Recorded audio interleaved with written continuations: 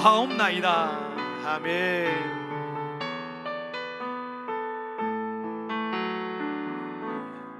자, 오늘 우리에게 주신 하나님 말씀 함께 보시겠습니다. 자, 오늘 우리에게 주신 하나님 말씀은 스가랴서 4장 6절부터 10절까지의 말씀 보시겠습니다. 구약 성경 1315페이지나 16페이지 정도 되겠죠. 1315페이지. 자, 스가랴서 4장 6절부터 10절까지의 말씀. 자, 스가랴서 4장 6절부터 10절까지의 말씀, 우리 한 절씩 교독할 때 제가 6절 말씀 먼저 봉독해 올리겠습니다. 그가 내게 대답하여 이르되 여호와께서 스룹바벨에게 하신 말씀이 이러하니라. 만군의 여호와께서 말씀하시되 이는 힘으로도 되지 아니하며 능력으로도 되지 아니하고 오직 나의 영으로 되느니라. 큰 산아 내가 무엇이냐? 내가 스룹바벨 앞에서 평지가 되리라. 그가 머릿돌을 내놓을 때 무리가 외치기를 은총이 그에게 있을지어다 하리라 하셨고, 여호와의 말씀이 또 내게 임하여 이르시되 바벨의 손이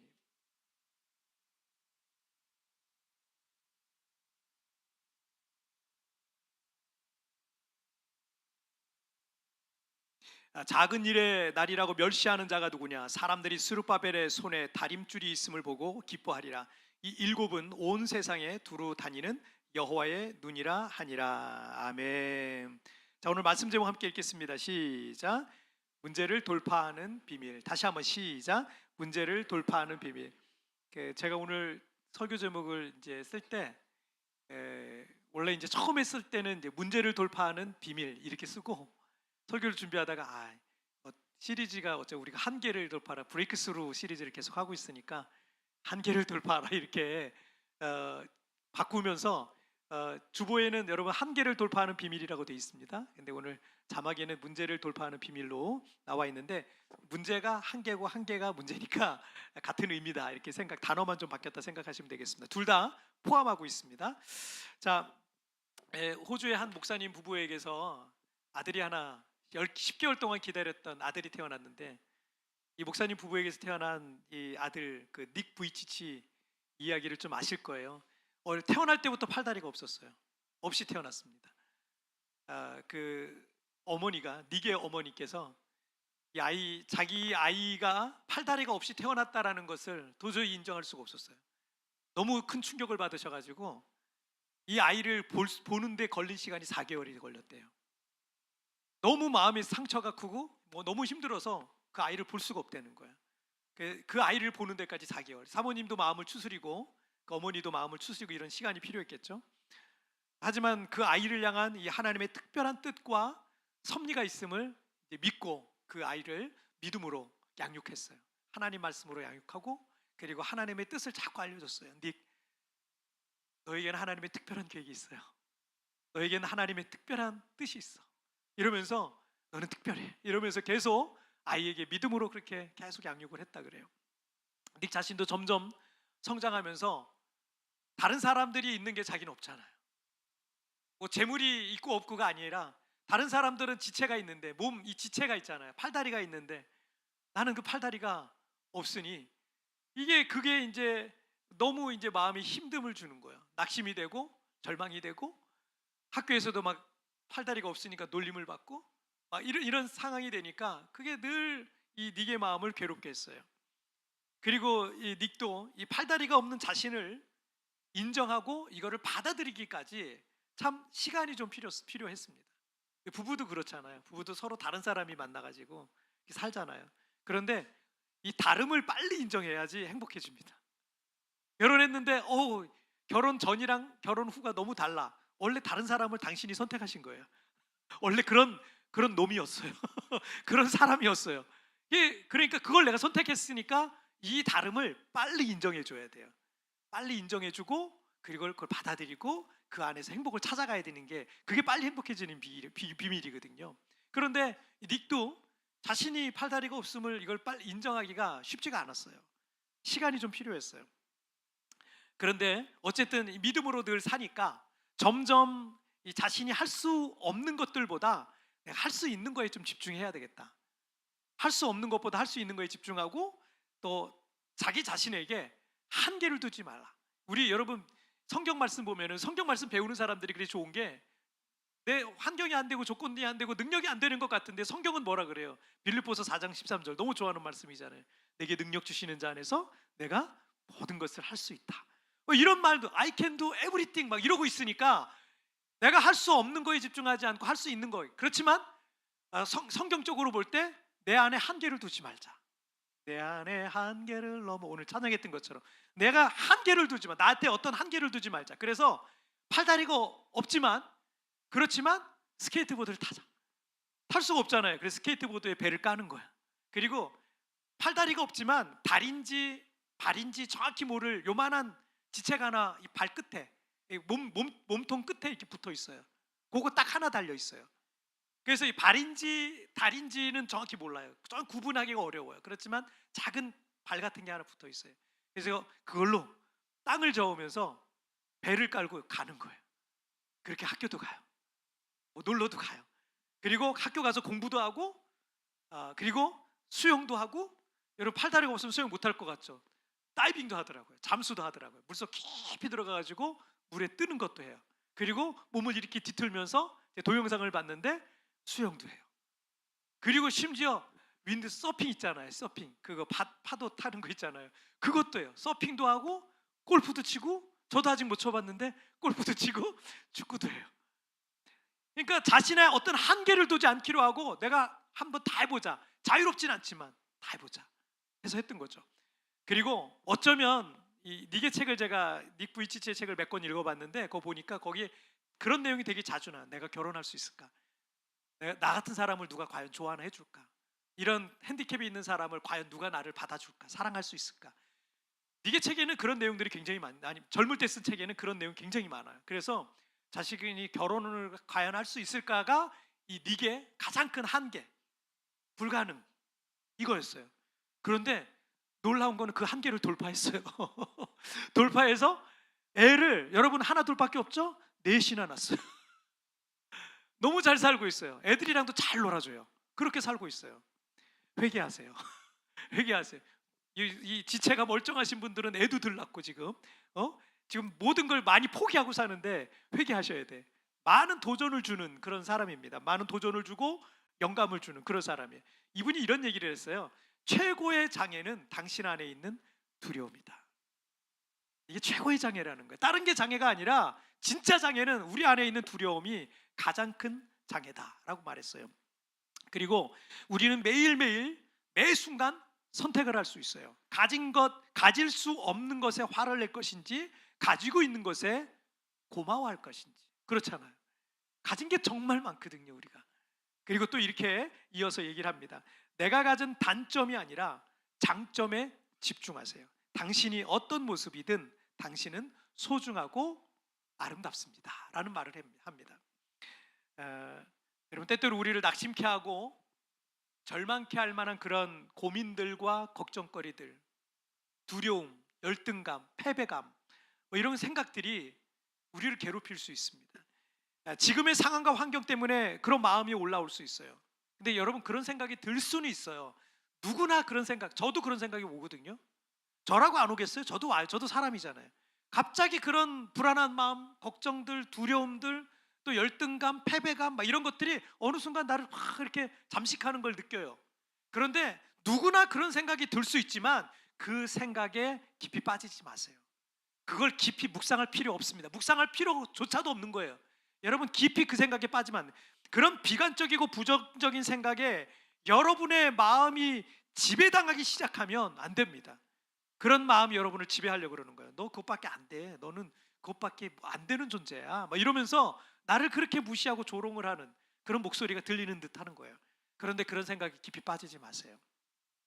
내가 어떤 선택을 하느냐에 따라서 내 마음이 천국이 되기도 하고 내 마음이 가정이 되기도 해요. 내가 어떤 선택을 하느냐에 따라서 우리 가정이 천국이 되기도 하고 우리 가정이 지옥이 되기도 하는 거예요.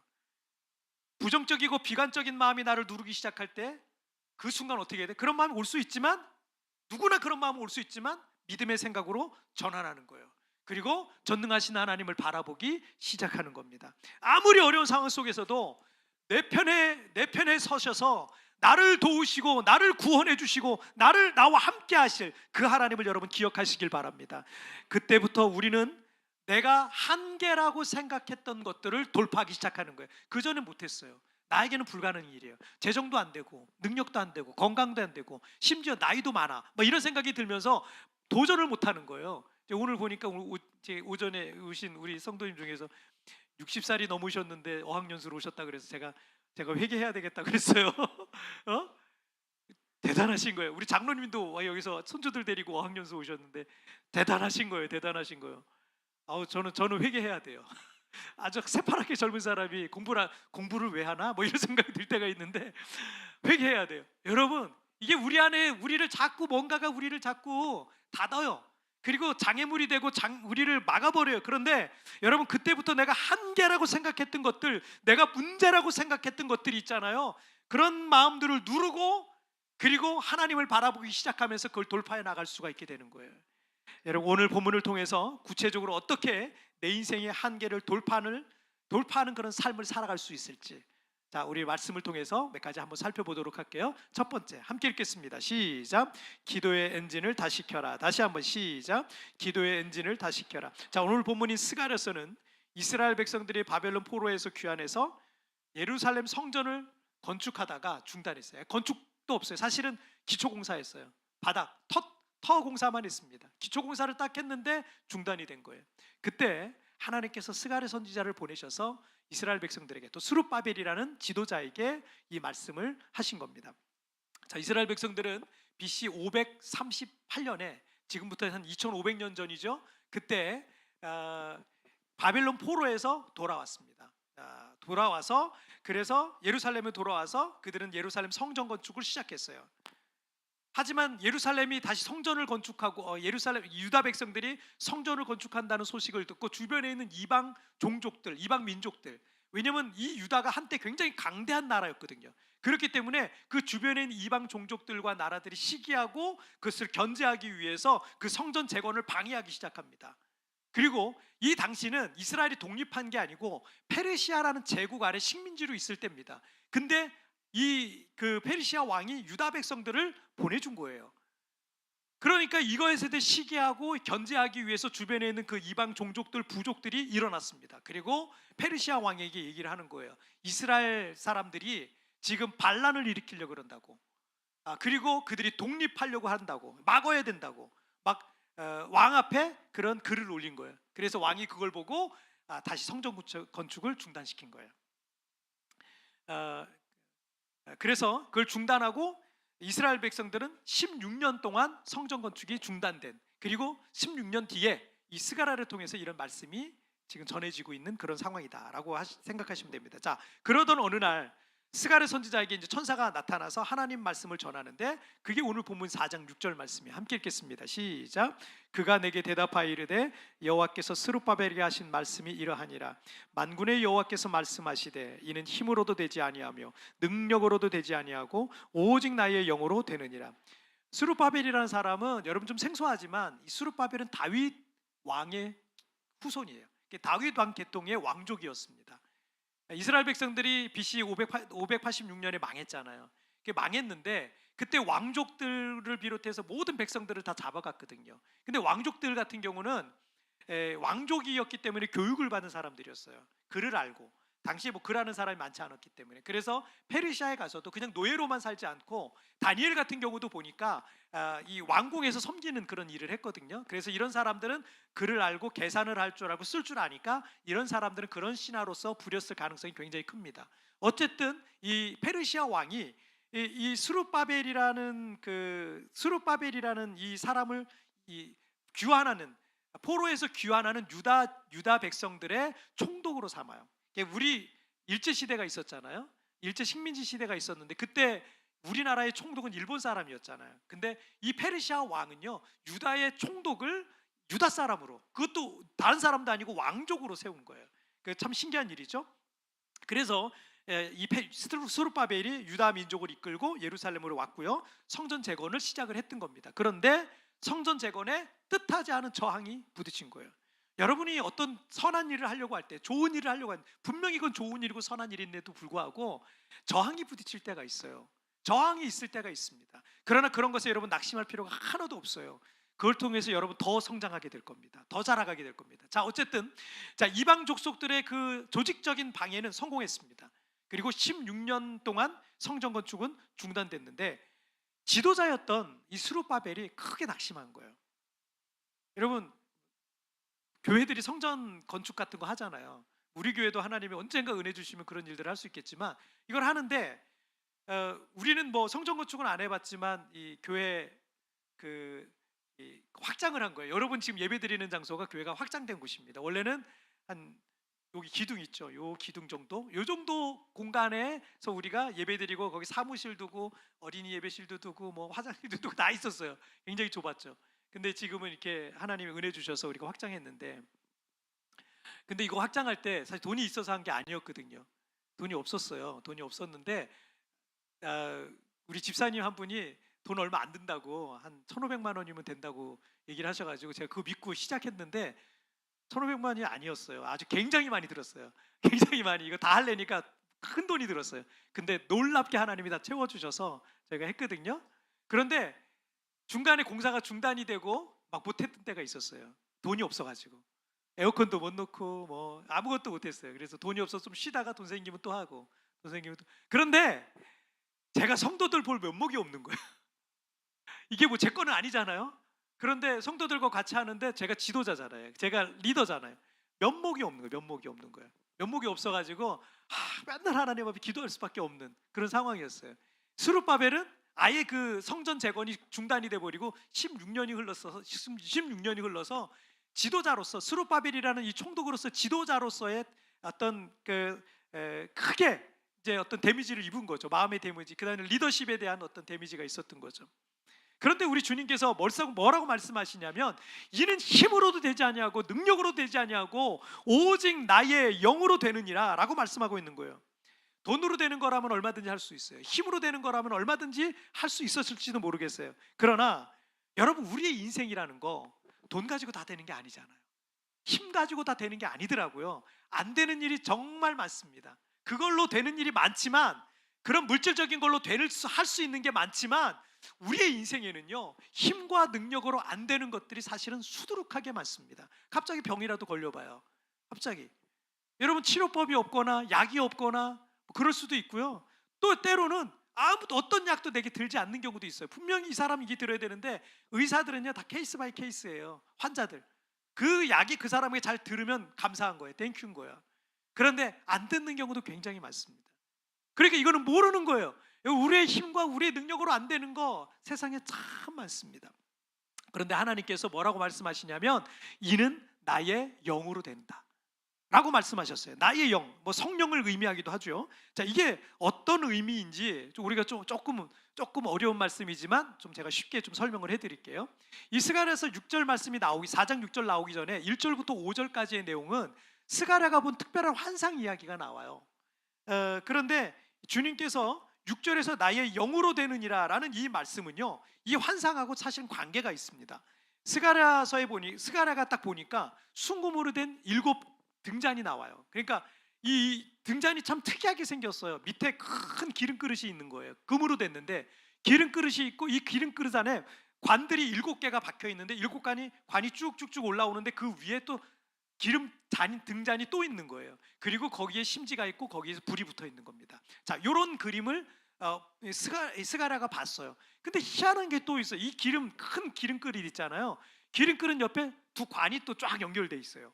관이 연결되어 있는데 이 관이 어디로 연결되어 있냐면 그 양 옆에 감람나무 2그루가 있는 거예요. 왼쪽 오른쪽. 이단들이 이거 많이 씁니다. 여러분 조심하세요. 이 감람나무가 나다 이렇게 주장하는 사람 많아요. 우리나라에 굉장히 많습니다. 어쨌든 이 두 감람나무가 있는데 이 감람나무가 영어로는 올리브 트리예요. 올리브 트리. 올리브유 아시죠? 올리브유가 거기서 나오는 거예요. 그래서 거기서부터 이 감람나무로부터 뭐가 계속 나오냐면 기름이 계속 공급이 되는 거예요. 무한정 계속 기름이 공급이 되고 있으니까 기름이 떨어지지 않으니까 불이 꺼져요, 안 꺼져요? 안 꺼져요. 그런 걸 보여주는 거예요. 자, 스가랴의 이 환상 속에 나오는 등잔과는 구조적으로 다르지만 7 등잔이 처음 등장하는 곳이 있어요. 일곱 등잔이 출애굽기 25장에 보면 하나님께서 모세에게 성막을 지으라 그러는데 성막에 쓸 기구들, 성막에 쓸 성스러운 기구들을 만들라 그래. 그때 뭘 만들어요? 그 일곱 등잔, 금으로 된, 황금으로 된, 순금으로 된 일곱 등잔을 만들어라 그래요. 그래서 이 통으로 돼 있는 일곱 등잔을 만들게 됩니다. 그리고 제사장은 그 등잔에 늘 기름을 부어야 돼요. 가서 기름 붓고 불 붙이고, 기름이, 이 불이 꺼지지 않도록 성전 안에 계속 불이 꺼지지 않도록 불을 붙이고, 이게 제사장이 그 불을 관리하는 그런 사람이었습니다. 그런데 우리 스가랴 환상에 나오는 그 일곱 등잔은 불이 안 꺼져요. 기름이 계속 공급되니까 조금 다른 거죠. 자, 그리고 요한계시록 1장과 2장에 보면 예수님, 천국에 계신 예수님께서 단이 거니시는 장면이 나와요. 그런데 그 예수님이 이렇게 거니시는데 그 옆에 뭐가 있냐면 일곱 등잔이 있는 거예요. 일곱 등잔이 일곱, 요한계시록은 촛대라고 나오는데 영어 성경에 보면 똑같이 일곱 등잔으로 나와요. 그래서 일곱 등잔이 그 사이를 예수님께서 다니시는 그런 장면이 나옵니다. 자, 하나님께서 이스라엘 백성들 가운데 빛으로 계시는 거예요. 우리 성탄절 때도 말씀 나눈 것처럼 예수님이 빛으로 오셨죠. 그래서 빛으로 계셔서 어둠 속에 거하던 그들 가운데 빛이 되어 주시겠다라는 이 상징성이 여기에 담겨 있는 겁니다. 그리고 요한일서 2장 27절에 의하면 성령의 기름 부으심에 관한 말씀이 나오는데, 여러분, 그래서 기름은 항상 성령의 기름 부으심과 관계가 있는 말씀으로 성경에 또 등장을 합니다. 그리고 사도행전 2장에는 그 성령의 기름 부으심이 마가의 다락방에서 기도하던 120명의 제자들의 머리에 불로 나타납니다. 그래서 120명이 이만큼 성도들이 기도하고 있는데 머리에 불이 하나씩 탁, 마치 등잔에서 불이 들어오듯이 불이 탁탁탁탁 들어와 있는 그런 장면이 사도행전 2장에 나옵니다. 자, 그리고 오늘 또 관계 있는, 연관되는 말씀 한 구절 더 보여드릴게요. 요한계시록 5장 8절 함께 읽겠습니다. 시작. 그 두루마리를 취하심에 네 생물과 24장로들이 그 어린 양 앞에 엎드려 각각 검은고와 향이 가득한 금대접을 가졌으니 이 향은 성도들의 기도들이라. 자, 하나님 앞에 금대접이 있는데 그 대접 안에는 향이 가득하다 되어 있는 겁니다. 그 향이 성도의 기도들이다라고 말하고 있어요. 그래서 성막 안에도 그 등잔과 향을 피우는 게, 그래서 향이 계속 올라가야 되고 불이 계속 켜져 있어야 되고 이런 내용이 나와요.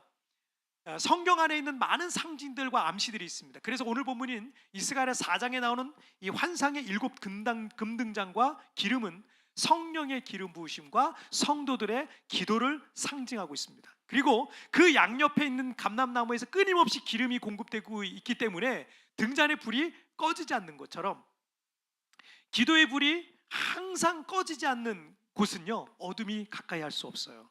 어둠이 떠나가기 시작하는 겁니다. 그래서 성도들이 기도의 불을 계속 켜잖아요. 그러면 거기에 어둠은 떠나가게 돼 있어요. 그게 가정이든 자신의 마음이든. 그래서 여러분, 기도의 엔진이라는 것이 계속 작동돼야 됩니다.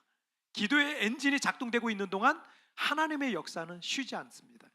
여러분, 사람은 참 감정적인 존재입니다. 감정적인 존재. 그래서 어제는 의지적으로 어떤 결심과 결단을 했지만 내가 이렇게 살아야지, 믿음으로 살아야지. 그런데 오늘 어떤 환경과 상황이 되면 감정이 그냥 어느 날 무너져 버리는 거야. 내 감정이 다 무너져요. 그래서 어제는 뭐든지 다 도전해 보려고 그랬는데, 그런 마음이었는데, 오늘은 누군가의 말 한마디 때문에 감정이 그냥 확 떨어졌어요. 또 갑작스러운 어떤 환경의 변화 때문에 마음의 두려움과 염려가 가득하게 되기도 해요. 마음 저 깊은 곳에 있었던 비관적이고 부정적인 마음이 막 올라오기라도 하면 어제의 그 긍정적이고 도전적이고 믿음으로 살려고 했던 그 마음들이 어느 순간 싹 내 안에서 사라져 버리는 거예요. 여러분, 그래서 마태복음 26장 41절에서 주님께서 시험에 들지 않게 깨어 기도하라 라고 말씀하셨던 거예요. 기도는 시험에 들지 않게 하는 거예요. 기도는 깨어 있는 거예요. 기도는 기도의 불을 항상 밝히는 거예요. 자, 어제의 제자들, 이 말씀을 하신 당시 어제의 제자들은요, 예수님 앞에 그랬어요. 주님, 제 목에 칼이 들어와도 저는 주님을 배반하지 않습니다. 주님을 떠나지 않습니다. 그런 굳은 결심들을 했었습니다. 그 순간의 감정이 거짓이었을까요? 아니요, 진짜였을 거예요. 그때 그 감정은 사실이었을 겁니다. 정말 주님을 위해서 그렇게 살기 원하는 제자들이었어요. 하지만 겟세마네 동산에서 예수님께서 기도하실 때 제자들에게 시험에 들지 않게 깨어 기도하라라고 말씀하셨던 것은 사람의 감정이라는 게 얼마나 쉽게 바뀌고 무너지는지 그것을 주님이 너무 잘 알고 계시기 때문에 그래서 제자들에게 그 말씀을 하셨던 거예요. 그리고 주님께서 시험에 들지 않게 깨어 기도하라 말씀하시고 얼마 지나지 않아서 예수님을 붙잡기 위해서 대제사장들이 보낸 사람들이 왔습니다. 예수님을 체포하기 위해서. 그래서 예수님을 체포해 가죠. 여러분 그때 제자들이 어떻게 됐어요? 전부 다 주랭랑 쳤어요. 다 도망갔어요. 그래서 여러분 시험에 들지 않게 깨어 기도하라 하셨던 겁니다. 우리 인생에는 시험과 시련과 고난과 어려움이 항상 있어요. 이거 없는 사람은 없습니다. 옵니다. 항상 있습니다. 하지만 그런 상황 속에서도 항상 깨어 기도하는 이들은요, 그런 시험이 왔을 때 너무 유난 떨지 않습니다. 왜냐하면 계속 기도하고 있으니까. 그리고 다시 기도의 자리로 들어가는 거예요. 다시 엎드리는 거예요. 그리고 그런 시험들이 와도 감당하는 거예요. 그 문제들을 돌파할 능력들을 얻게 되는 거예요. 나는 약한데 그런데 기도만 하면 자꾸 힘이 생기는 거예요. 기도만 하면 용기가 생기는 거예요. 그러니까 또 돌파하고 또 돌파해 나가고 또 일어나고 또 일어나고 그러는 거예요. 낙심하고 우울감에 빠져가지고 저 절망의 끝구석에 그 절망의 골짜기에 가 있지 않습니다. 아무리 비싼 자동차가 눈앞에 있어도 여러분 시동을 걸지 않으면 그거 뭐예요? 1m도 못 가요.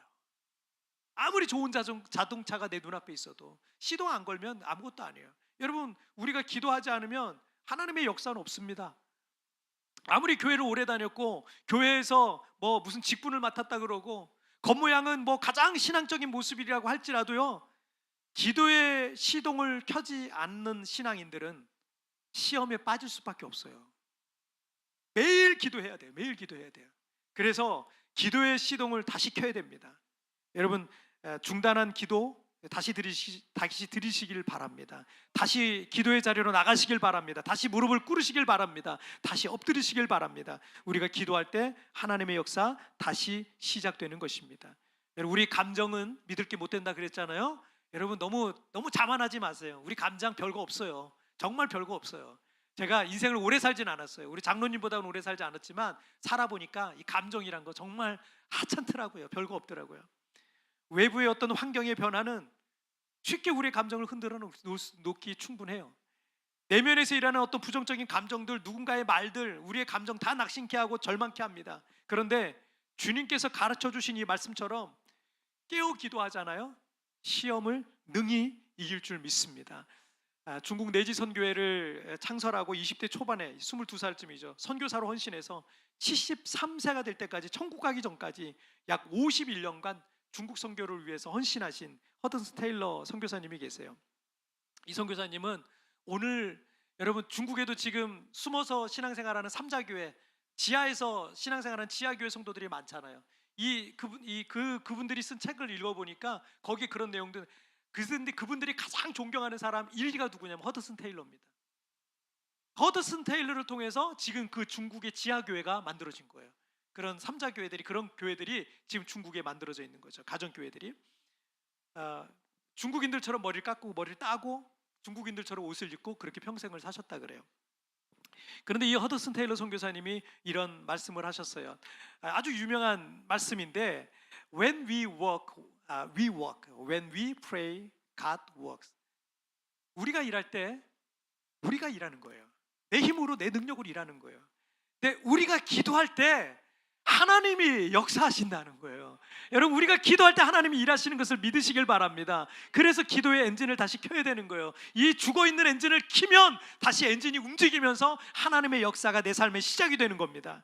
여러분 그리고 모든 시험을 이기고 세상을 이기고 모든 한계를 돌파하게 될 줄 믿습니다. 여러분 우리가 기도하지 않고 일할 때는 내가 그냥 일하는 거예요. 그런데 우리가 기도할 때부터 하나님께서 날 위해서 일하시고 역사하시는 것을 여러분 보게 될 줄 믿습니다. 자, 우리 두 번째 주제 읽겠습니다. 시작. 라스트 런너여 일어나라. 다시 한번 시작. 라스트 런너여 일어나라. 지난달 12월에 2022 카타르 월드컵이 있었어요.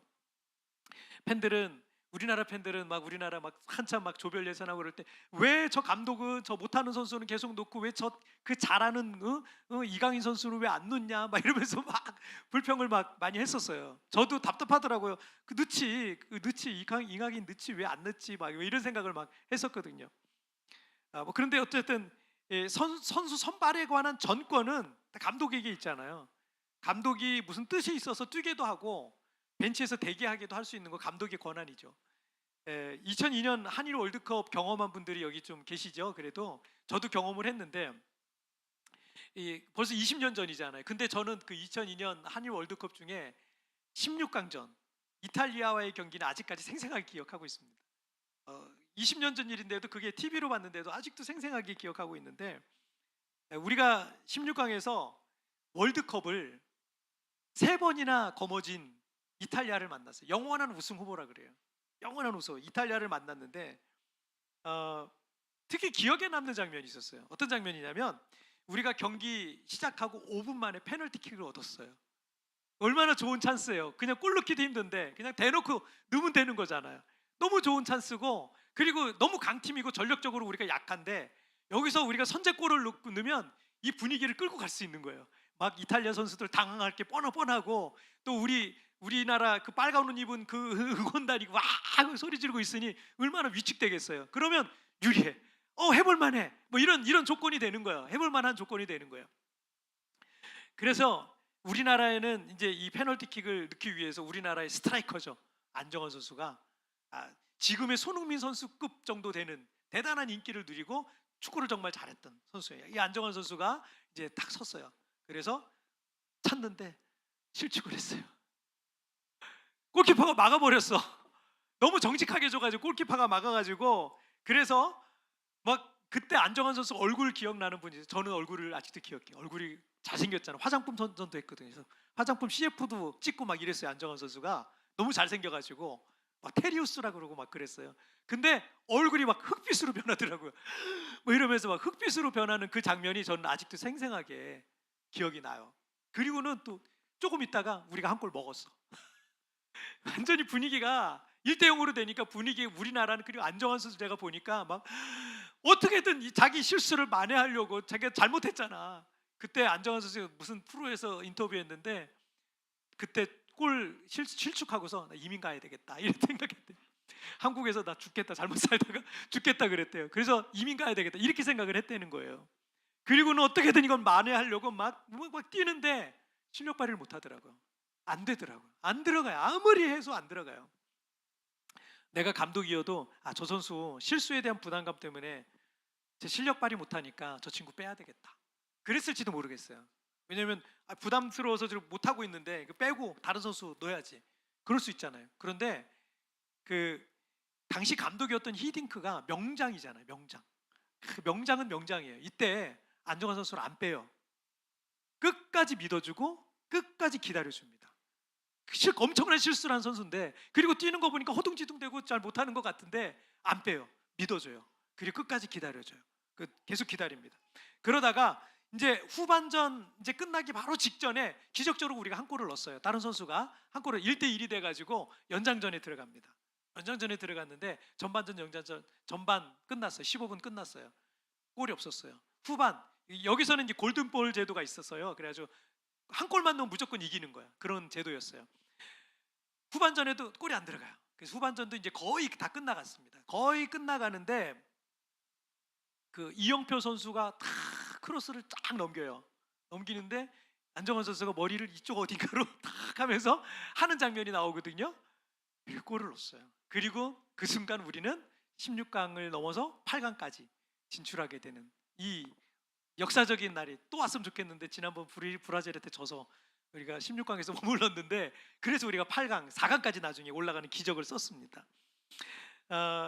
여러분, 우리는 오랫동안 실패한 사람에겐 더 이상 기회가 없다라고 생각합니다. 그리고 실패를 반복한 사람에겐 그렇게 큰 기대는 안 해요. 사람들도 그 사람을 주목하진 않습니다. 실패한 그 사람도 자기 자신에 대해서 기대하지 않아요. 실패를 여러분 반복해 보세요. 그러면 그 자신감은 다 사라져요. 목사님들도 그렇거든요. 목사님들도 오랫동안 목회하시고 막 이러잖아요. 지난 3년이 더 그렇더라고요. 코로나 때 여기 세부에서 목회하기는 어려웠어요. 한 80%가 교민들이 다 떠났기 때문에 성도들도 많이 떠났어요. 그러니까 여기서 목회하기가 쉽지 않았어요. 그러니까 3년 동안 굉장히 위축되더라고요, 제가. 그래서 제가 연말에 기도하다가 2023년 표어를 브레이크 스루, 한계를 돌파하라. 제 안에 있는 한계 이거 돌파해야 되겠더라고요. 저 자신에게도 하는 말이고 우리 교회에 하는 말이기도 해요. 그래서 자꾸 위축되고 좀 안 되고 자신감도 떨어지고 막 이래요.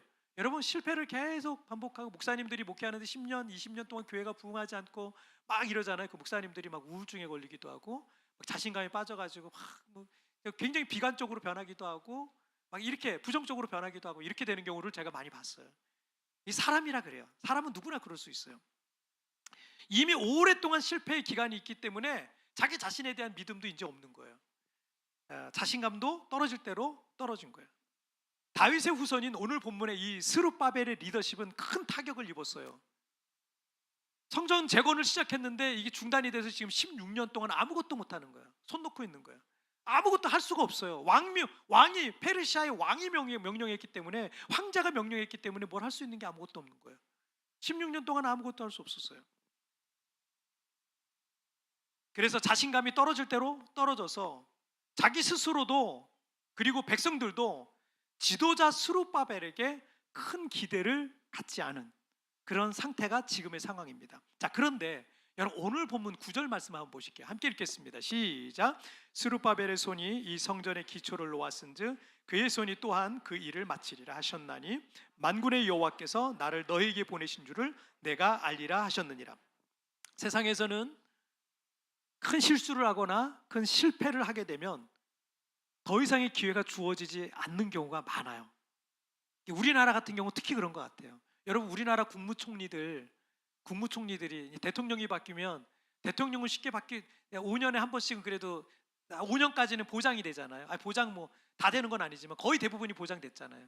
근데 총리들은요 6개월도 하고 2개월도 하고 1개월도 하고, 국무총리라 그래서 너무 영광스러운 자리야. 그런데 얼마 못 가서 내려앉는 경우가 너무 많아요. 너무 많아요.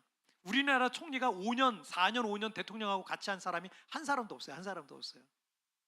거의 뭐 그냥 되게 1년 내외로 그냥 돼서 다 총리가 바뀌고 총리가 또 바뀌고. 여러분, 우리나라는 한번 뭐 잘못하면요 그냥 가차 없어요. 굉장히 잔인해요. 그 사람 말고도 사람은 많다라고 생각해서 축구에서 선수 교체하듯이 그 사람 내려버리고 다른 사람을 그 자리에 세우는 일은요, 우리가 살고 있는 사회와 조직 속에 정말 비일비재하게 많이 일어나는 일입니다. 하지만 하나님께서는 스룹바벨의 손이 이 성전의 기초를 놓았은즉 그의 손이 또한 이 일을 마치리라 라고 말씀하고 있어요. 하나님께서 누군가를 선택하실 때는요, 누군가에게 어떤 미션도 주시는 거예요. 여러분, 그래서 하나님의 콜링이 있잖아요. 콜링에는 항상 미션이 따라옵니다. 그 미션을 우리가 깨닫지 못할 뿐이에요. 그런데 여러분이 누군가를 부를 때 아무개야 일리 좀 와봐 그랬을 때 왔어요. 그럼 왜요? 그렇게 물어요. 그럼 뭐라 그래요? 여러분이 그냥 한번 불러봤어. 그런 사람 어디 있어요? 아무도 없어요. 야, 이것 좀 도와줄래? 이것 좀 해줄래? 그러잖아요. 하나님이 어떤 콜링이 있을 때 반드시 거기에 뭐가 따라온다? 사명이 따라오는 거예요. 여러분, 하나님이 누군가를 선택하시고 그 일을 하실 때는요, 결국 그 사람을 통해서 그 일을 끝내실 거예요. 그것을 마무리 지으실 겁니다. 여러분, 이사야서 60장 22절 말씀 보시면 그 작은 자가 천명을 이루겠고 그 약한 자가 강국을 이룰 것이라. 때가 되면 나 여호와가 속히 이루리라 라고 하셨어요. 하나님께 선택하신 사람이 작은 자 또는 약한 자일 수도 있습니다. 능력이 없는 자일 수도 있습니다. 그런데 하나님이 그 사람을 선택하셨을 때 하나님은 그 사람을 통해서 그 작은 자가 천명을 이루게 하고 그 약한 자가 강국을 이루게 하시는 분이 하나님이신 것입니다. 하나님께서 스룹바벨을 선택하셨어요. 그에게 16년이라는 실패 기간이 있었지만 하나님께서 마무리도 네가 할 거야 라고 말씀하시는 거예요. 네가 시작했는데 마무리도 네가 할 거야. 네가 라스트 런너야. 네가 마지막 주자야 라고 말씀하시는 겁니다. 장애물도 있겠죠. 어떤 한계에 부딪히기도 하겠죠. 여러 가지 상황적인 한계도 분명히 있을 겁니다. 하지만 여러분, 스가랴서 4장 7절 말씀 함께 읽겠습니다. 시작. 큰 산아 내가 무엇이냐? 내가 스룹바벨 앞에서 평지가 되리라. 그가 머릿돌을 내놓을 때에 무리가 외치기를 은총이 그에게 있을지어다 하리라 하셨고. 아멘. 세상에서는 큰 실수와 실패를 반복한 사람에게 그 기회를, 더 이상의 기회를 박탈해 버리지만, 그러나 하나님께서는 그 작은 자, 그 약한 자일지라도 그 사람을 통해서 일하실 것을 믿으시길 바랍니다. 16년간 실패했어도 그 스룹바벨 앞에 큰 산이 있지만 평지가 될 것이다. 여기 뭐 재미있는 워딩이 있어요. 어떤 이걸 이제 신학자들은 이게 그 어떤 그 언어를 가지고 이게 장난을 친다 해서 플레이라는 단어를 쓰는데, 그런데 여기 보면은 영어 성경에 보면은 큰 산은 마이트 마운틴이에요. 마이티는 큰 거잖아요, 그죠? 그래서 마이트 마운틴이에요. 그런데 여러분, 나는 만군의 여호와라 그러셨을 때 만군의 여호와는 뭔지 아세요? 올마이티예요. 올마이티. 마이티보다 더 큰 거, 모든 걸 다 품고 있는 거, 그게 올마이티예요.